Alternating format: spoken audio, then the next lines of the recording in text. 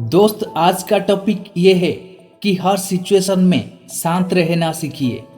अगर आप इसको एक बार सीख गए, आपके जिंदगी का 90% समस्या समाप्त हो जाएगा।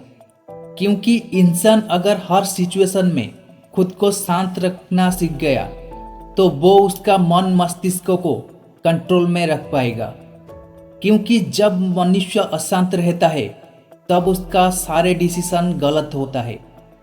लेकिन ये कौशल कैसे हम सीखेंगे? हम तो ऐसे दुनिया में रहते हैं जिधर प्रत्येक क्षण में ये दुनिया बदल जाता है। हम जो चीज़ को आशा करते हैं वो चीज़ मिलता नहीं, और जो चीज़ हम करने के लिए नहीं चाहते हैं वो ऑटोमेटिक हो जाता है। हमारे मन मस्तिष्क हिल जाता है, अशांत हो जाता है। ये है दुनिया का सबसे बड़ा दुख। कोई कोई मनुष्य को बाहर से दिख के लगता है कि वो बहुत शांत है। आज तक ऐसा कुछ मशीन ये दुनिया में नहीं है जो मन की भावना को पढ़ सकता है। अगर शरीर में कुछ हो जाता है, उसको तो सब दिख सकते हैं, उसको इलाज कर सकते हैं। लेकिन हमारे मन में जो कुछ होता है उसको कौन दिखता है? उसको कैसे इलाज करेंगे? वो केवल अमूल्य शिक्षा माध्यम से मुमकिन होता है। दोस्त, मैं उदय हमेशा कोशिश करता रहता हूँ जिंदगी का जो महान ज्ञान है उसको आसान तरीका से आपके पास पहुँचाऊँगा। आप जिंदगी का अमूल्य कौशल सीखिए। जिंदगी में जितना भी दुख आए, जितना भी समस्या आए, अगर हम उसको कंट्रोल करना चाहते हैं तो सर्वश्रेष्ठ उपाय है शांत रहने का। शांत रह के जो कार्य करना सही है उसको करेंगे। अगर हमको कोई गाली दिया तो हम उसको इमीडिएटली गाली देते हैं, क्योंकि हमारे मन मस्तिष्क अस्थिर हो जाता है। उसका बाद हमारे मन को चोट पहुंचाता है। वही समय अगर हमारे मन स्थिर रहेगा, हम वो बातों को समझ पाएंगे कि ये क्यों गाली देता है। हम उसको सोच समझ के रिप्लाई देंगे। ये है जिंदगी का कौशल। अगर आप उसको एक बार सीख गए, एक चमत्कारी शक्ति आपके पास क्रिएट होगा। ये जिंदगी का आखिर समय तक आपके कार्य में आएगा। तो चलिए दोस्त, ये कौशल को हम कैसे सीखेंगे, इसके बारे में मैं आपको एक छोटी सी कहानी सुनाता हूँ। ये कहानी है जापान का। उधर एक ज्ञानी मनुष्य थे, उनका नाम जैन फकीर। उनका ज्ञान प्राप्त करने के लिए उधर का लोग उनको बहुत जगह को इनवाइट करते थे। एक दिन एक अमीर आदमी उनको इनवाइट किए थे। वो अमीर आदमी का एक 7 महला बिल्डिंग था। वो बिल्डिंग का सबसे ऊपर महल में गुरुजी ज्ञान देने के लिए सारे आयोजन हुआ था। उधर बहुत सारे लोग आए थे। जैन फकीर ज्ञान देना शुरू किए। कुछ समय के बाद उधर भूकंप आया। ये जापान का एक कॉमन इंसिडेंट है। सारे चीज़ हिलने लगा। सारे लोग इधर उधर भागने लगे। जब जिंदगी बचाने का समय आता है, मनुष्य कुछ भी नहीं दिखता है। सारे लोग वो जगह छोड़ के भागने लगे। जो अमीर आदमी ने गुरुजी को बुलाए थे, वो भी उन लोगों के साथ भागने लगे। ऐसे भागते भागते उनका याद आया गुरुजी की बात। वो लौट कर वापस आ गए।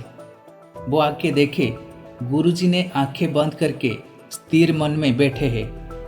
भूकंप के कारण उधर का सारे सामान नीचे गिर गया था। वह अमीर आदमी गुरुजी को देख के आश्चर्य हो गए। सारे लोग खुद का जीवन बचाने के लिए भागते हैं, लेकिन ये इधर चुप होके बैठते हैं। कुछ समय में भूकंप बंद पड़ गया। फिर सारे लोग वापस आ गए गुरुजी के पास। गुरुजी ने आंखें खोल के फिर ज्ञान देना शुरू किए। सारे लोग ने बोले, गुरुदेव, आप फिर पहले से ही शुरू कीजिए, क्योंकि आप हमको जो बताए थे हम उसको भूल गए हूँ। हम जिंदगी बचाने के लिए इधर उधर भागा, उसमें हम सारे ज्ञान भूल गए हूँ। वो अमीर आदमी ने बोले, और ज्ञान देना आवश्यक नहीं गुरुदेव। इससे और बड़ा ज्ञान मैं आपसे जानना चाहता हूँ। जब भूकंप आया, सारे लोग तो इधर उधर जीवन बचाने के लिए भागने लगे। मैं भी तो उनके साथ भाग गया था। लेकिन आप इधर कैसे बैठे थे? क्या आपको डर नहीं लगा? क्या आपका मन नहीं हुआ भागने के लिए? ये सवाल का जवाब दीजिए, मैं जानना चाहता हूँ। गुरुजी ने बोले, कौन बोला मैं नहीं भागा था? आप सारे लोग बाहर को भागा, लेकिन मैं अंदर से भागा था। आप सब आपका हाथ और पैर को इस्तेमाल किया, लेकिन मैं मेरा ज्ञान को इस्तेमाल किया। सारे लोग ने जीवन बचाने के लिए बाहर दुनिया को भाग गए, लेकिन गुरुजी ने क्या किए? अंदर का दुनिया में भागने लगे, जो जगह में कुछ भी खतरा नहीं, कुछ भी डर नहीं। गुरुजी ने पूछे, चारों तरफ तो भूकंप हुआ था, आप सब इधर उधर भागने से क्या होता? ये समस्या को आप कुछ भी नहीं कर सकते। ये समस्या आपके हाथों में नहीं है। दोस्त, मैं बहुत वीडियो में कह चुका हूँ, इंसान के पास दो दुनिया है। एक तो बाहर का दुनिया जो कि हम दिख सकते हैं, लेकिन और एक दुनिया हमारे अंदर में है जो कि हम दिख नहीं सकते। उसको जानने के लिए कुछ समय लगता है, लेकिन एक बार जानने के बाद आपको कुछ भी समस्या आए, कुछ भी खतरा आए, उसका समाधान आप खुद ही आसान से कर पाओगे।